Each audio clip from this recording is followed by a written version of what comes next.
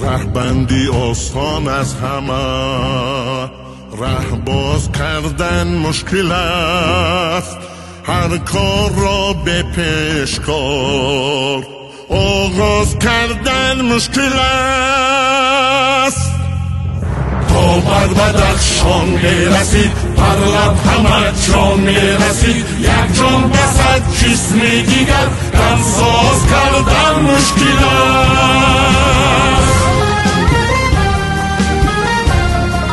محنت و مقصد و مرامی که ما داریم ما تنها برای خود نمیکنیم.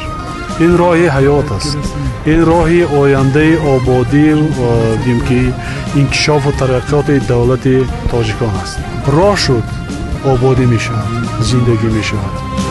دیدی هزار اندوه را، صد پاره کردی کوه را، دروازه پوشیده را درواز کردن مشکل است.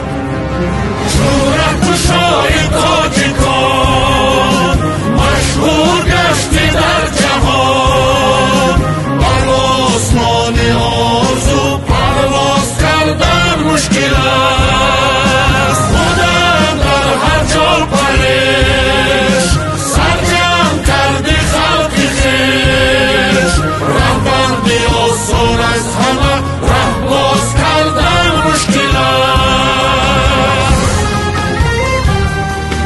این راه برای تاجیکستان شاهراه وحدت و دوستی مردمی بدخشان و ختلان و تمام ساکنان تاجیکستان بوده و پیشرفتی با سرعت اقتصادیات مملکت مساعدت خواهد کرد.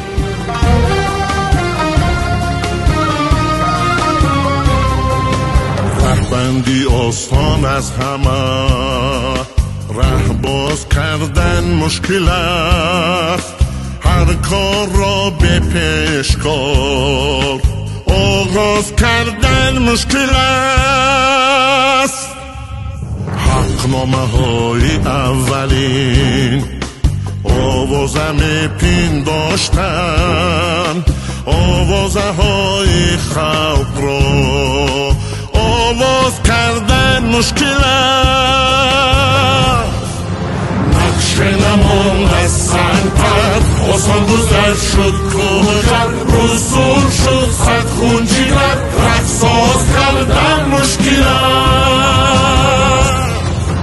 تا بر بدخشان میرسید بر لب همه جان میرسید،